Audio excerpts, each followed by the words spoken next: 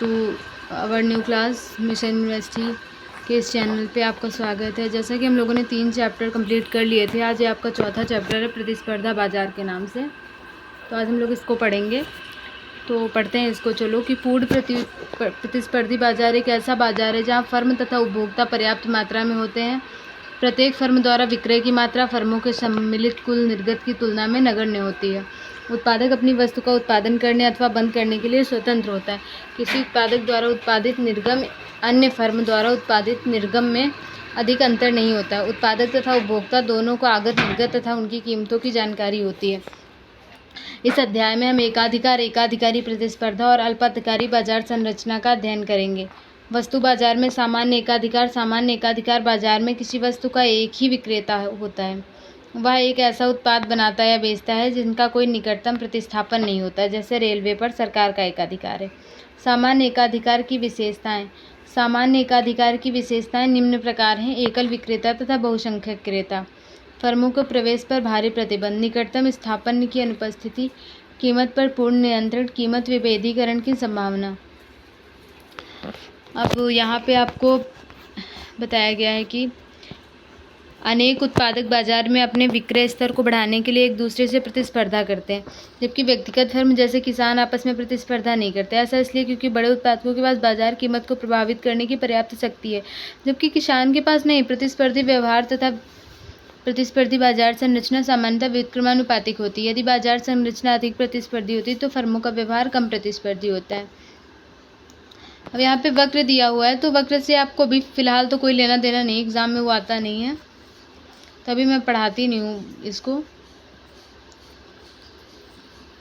और ये फार्मूला मैंने कल ही बताया था आपको कि कुल संप्राप्ति बराबर कीमत इंटू मात्रा, औसत संप्राप्ति बराबर कुल संप्राप्ति बटे मात्रा, सीमांत संप्राप्ति बराबर कुल संप्राप्ति में परिवर्तन है मात्रा में परिवर्तन।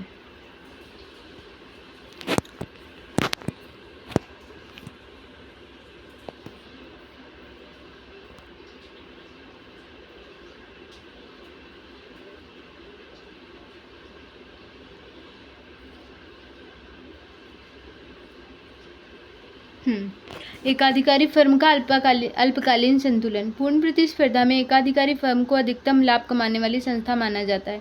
एक फर्म उत्पादित वस्तु की मात्रा के भंडार को रख नहीं पाता और उसे बिक्री हेतु प्रस्तुत करता है। अधिकतम लाभ प्राप्त करने के व्यवहार का विश्लेषण एकाधिकारी फर्म द्वारा उत्पादन की मात्रा और कीमत जिस पर बिक्री की जाती है को निर्धारित करने हेतु किया जाता है। शून्य लागत की सामान्य स्थिति।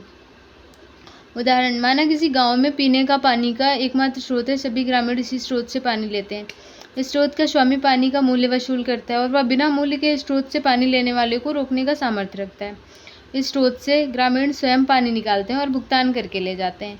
यहाँ एकाधिकारी की स्थिति यह है कि लागत शून्य है। चित्र के समान ही कुल संप्राप्ति, औसत संप्राप्ति और कीमत संप्राप्ति को दर्शाया गया। लाभ बराबर कुल संप्राप्ति माइनस कुल लागत।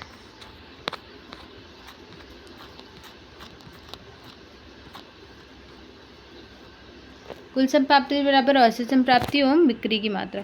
ये आप लोग फॉर्मूले थोड़ा मेंशन कर लीजिएगा अपने दिमाग में, क्योंकि जैसे कि आपको भी पता है मल्टीपल चॉइस क्वेश्चन आते हैं, तो इस तरह के फार्मूलाज फंस सकते हैं आपके एग्ज़ाम में। जैसे एक ये फार्मूला दिया हुआ है, लाभ बराबर कुल संप्राप्ति माइनस कुल लागत। और कर्व आप लोग बता दीजिएगा कमेंट करके कि आपको पढ़ना है, तो मैं पढ़ा दूँगी फिर कर्व आप लोगों को।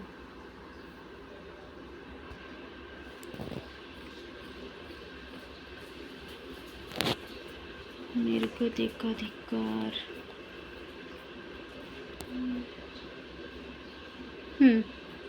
दीर्घकाल में कुछ आलोचनात्मक मत तथ्य। एकाधिकारी फर्म का लाभ पूर्ण रूप से उपभोक्ताओं पर निर्भर होता है। एकाधिकारी फर्म दीर्घकाल में धनात्मक लाभ अर्जित करती है। इस स्थिति में उपभोक्ताओं को निर्गत की कम मात्रा प्राप्त होती है और उपभोक्ता की प्रत्येक इकाई के लिए अधिक कीमत चुकानी पड़ती है। इस संबंध में अनेक मत हैं। मतलब इस संबंध में अनेक बातें प्रचलित हैं। जिस प्रकार के एकाधिकार के बारे में भी बताया गया है वह वास्तव में नहीं होता है, क्योंकि प्रत्येक वस्तु का कोई ना कोई स्थापन अवश्य होता है। शुद्ध एकाधिकारी की स्थिति में फर्मों के मध्य प्रतिस्पर्धा होती है। अर्थव्यवस्था कभी स्थिर नहीं होती, जिससे नई वस्तुओं व सेवाओं का आगमन होता रहता है, जो विद्यमान वस्तुओं का स्थापन होता है। अल्पकाल में प्रतिस्पर्धा की चिंता बनी रहती है और एकाधिकारी फर्म उपरोक्त में वर्णित प्रकार से व्यवहार नहीं कर पाती है। एकाधिकार समाज हेतु लाभप्रद होता है क्योंकि एकाधिकारी संस्था अत्यधिक लाभ अर्जित करती है जिससे उसके पास अनुसंधान व विकास के लिए पर्याप्त राशि होती है। इस प्रकार अनुसंधान करके एकाधिकारी फर्म अच्छी गुणवत्ता युक्त वस्तुओं का उत्पादन कर सकती है। यह फर्म आधुनिक तकनीकी से सीमांत लागत को इतना कम कर लेती है कि निर्गत का संतुलन स्तर पूर्ण प्रतिस्पर्धा की स्थिति से अधिक हो जाता है। सीमांत संप्राप्ति मतलब ग्रेटर देन भी हो सकती है सीमांत लागत की और बराबर भी हो सकती है। अन्य पूर्ण प्रतिस्पर्धा रहित बाजार, एकाधिकारी प्रतिस्पर्धा। आपको पढ़ाते हैं एकाधिकारी प्रतिस्पर्धा, ध्यान से पढ़िएगा, इसको आगे भी काम देगा आप लोगों को ये कि इस बाजार में किसी वस्तु के बहुत से विक्रेता होते हैं परंतु प्रत्येक विक्रेता का उत्पाद अन्य विक्रेताओं के उत्पाद से किसी न किसी रूप में भिन्न होता है। वस्तु को विभेदीकृत किया जाता है जिससे उत्पादक को अपने उत्पाद की कीमत पर आंशिक नियंत्रण प्राप्त हो जाता है। गैर कीमत प्रतियोगिता, प्रवेश तथा बहिर्गमन की स्वतंत्रता, पूर्ण ज्ञान का अभाव, बिक्री लागतों की उपस्थिति। एकाधिकारी प्रतिस्पर्धा में एक ऐसा बाजार होता है जहां फर्मों की संख्या बहुत अधिक होती है और उनके द्वारा उत्पादित वस्तु सजातीय नहीं होती है। फर्म के सामने मांग वक्र पूर्ण प्रतिस्पर्धा की स्थिति में पूर्ण लोचदार नहीं होगा। जब सीमांत संप्राप्ति सीमांत लागत से अधिक होती है तो फर्म अपने निर्गत में वृद्धि करती है। क्योंकि सीमांत संप्राप्ति कीमत से कम है इसलिए पूर्ण प्रतिस्पर्धा की अपेक्षा निर्गत के कम स्तर पर सीमांत संप्राप्ति सीमांत लागत के समान होगी। अतः एकाधिकारी प्रतिस्पर्धा फर्म में पूर्ण प्रतिस्पर्धा फर्म की अपेक्षा कम उत्पादन होता है। एकाधिकारी प्रतिस्पर्धा की बाजार संरचना में नई फर्मों का प्रवेश होता है। यदि अल्पकाल में धनात्मक लाभ अर्जित होता है तो इससे आकर्षित होकर नई फर्म उस वस्तु का उत्पादन शुरू कर देगी। जैसे जैसे वस्तु के उत्पादन में वृद्धि होगी बाजार में कीमत कम होने लगेगी। यह स्थिति लाभ शून्य तक रहेगी। तब उस वस्तु के उत्पादन हेतु फर्म का आकर्षण समाप्त हो जाएगा। हो सकता है कुछ फर्म इस उद्योग से बाहर निकल जाएं अर्थात उत्पादन बंद कर दें। फिर वस्तु के उत्पादन में कमी से वस्तु की कीमत में वृद्धि हो जाएगी। एक बार लाभ शून्य होने पर प्रवेश तथा बहिर्गमन रुक जाएगा जिससे दीर्घकाल में संतुलन प्राप्त हो जाएगा।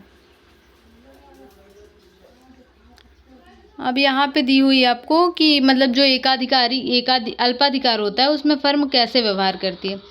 तो अल्पाधिकार की इसमें आपको विशेषताएं लक्षण दिए गए हैं उसके कि विक्रेताओं को छोटी संख्या जो बड़े स्तर पर कार्यरत हैं, फर्म के मांग वक्र के निर्धारण में कठिनाई, व्यापार गुटों का निर्माण, प्रत्येक विक्रेता का निर्णय अन्य विक्रेताओं को प्रभावित करता है। इस बाजार में गहन या कठोर प्रतियोगिता पाई जाती है। यह बाजार का वह रूप है जिसमें वस्तु के कुछ ही बड़े विक्रेता और बड़ी संख्या में क्रेता होते हैं जो एक दूसरे के उत्पाद के निकटतम प्रतिस्थापन का उत्पादन करते हैं, जिसके परिणामस्वरूप प्रत्येक विक्रेता के पास बाजार मांग का एक बड़ा हिस्सा होता है, जैसे कार उद्योग, सॉफ्ट ड्रिंक, कंप्यूटर उद्योग आदि। किसी एक फर्म के निर्गत का निर्णय बाजार कीमत तथा अन्य फर्मों के द्वारा बेची गई मात्रा को प्रभावित करता है। इसलिए केवल यह अपेक्षा की जाती है कि अपने लाभ को सुरक्षित करने के लिए अन्य विक्रेता प्रतिक्रिया करेंगे। यह प्रतिक्रिया निर्णयों के संबंध में होगी। इस सिद्धांत को स्थापित करने के लिए कई विधियां हैं किंतु यहाँ केवल 2 विधियों की व्याख्या की जा रही है। अब प्रथम विधि क्या है ये देखते हैं। द्विअधिकारी फर्म आपस में यह निर्णय ले सकती है कि वे एक दूसरे से प्रतियोगिता नहीं करेंगी तथा दोनों फर्मों को लाभ के अधिकतम स्तर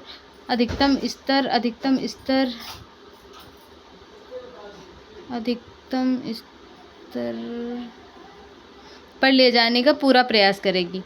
इस प्रकार दोनों फर्म एकल एकाधिकारी की भांति क्रियाकलाप करेंगी। द्विअधिकारी फर्म आपस में यह निर्णय कर लेती है कि कौन कितनी मात्रा का उत्पादन करेगी तथा उनकी वस्तु की मात्रा पूर्ति को कौन अन्य फर्म प्रभावित नहीं करेगी। एक उदाहरण द्वारा समझेंगे कि द्विअधिकारी फर्म की लागत शून्य हो, शून्य कीमत पर उपभोक्ता की मांग अधिकतम 12 इकाइयों की मांग करेंगे। यह पूर्ण प्रतिस्पर्धा बाजार की संरचना में संतुलन की स्थिति थी। अब यहाँ पे उसी का अनुप्रयोग दिखा दिया गया है।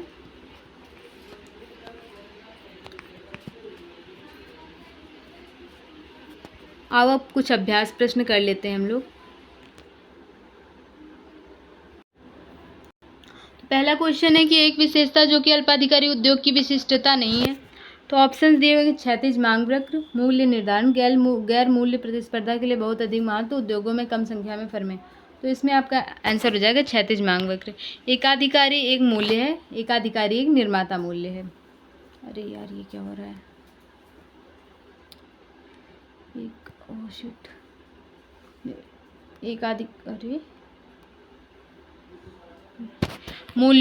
एकाधिकार एक निर्माता मूल्य है। अब सही है। मूल्यों में अंतर की घटना की मुख्य विशेषताओं में से एक है एकाधिकार। इम्परफेक्ट ओलिगोपोली सजातीय उत्पादों पर आधारित है। किसी फर्म द्वारा अपने उत्पाद की कीमत पर बाजार संरचना के किस रूप में नियंत्रण की मात्रा अधिकतम होती है। अभी आप लोगों को एकाधिकार में पढ़ाया था, वही क्वेश्चन आ गया। देखो, किसके तहत बाजार संरचना के निम्नलिखित रूपों में से एक फर्म का अपने उत्पाद की कीमत पर कोई नियंत्रण नहीं होता। पूर्ण प्रतिस्पर्धा। परफेक्ट ओलिगोपोली सजातीय उत्पादों पर निर्धारित है। नेक्स्ट देखते हैं 8 नंबर क्वेश्चन। हाँ, एकाधिकारी फर्म की मांग वक्र होगी, नीचे की ओर ढलान और कम लोचदार। एकाधिकारी की संतुलन की स्थिति में सीमांत आय जो होगी वो सीमांत लागत के बराबर होगी। ये मैंने आपको फर्स्ट चैप्टर में ही पढ़ाया था। वस्तु विभेद किस बाजार की विशेषता है। तो पूर्ण प्रतियोगिता नहीं, एकाधिकार नहीं, एकाधिकारी प्रतियोगिता नहीं, इनमें से कोई नहीं। इस पर टिक कर देना आप लोग। एकाधिकारी बाजार में उत्पादकों की संख्या,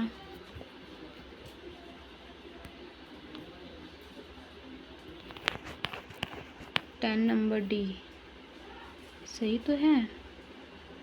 हाँ,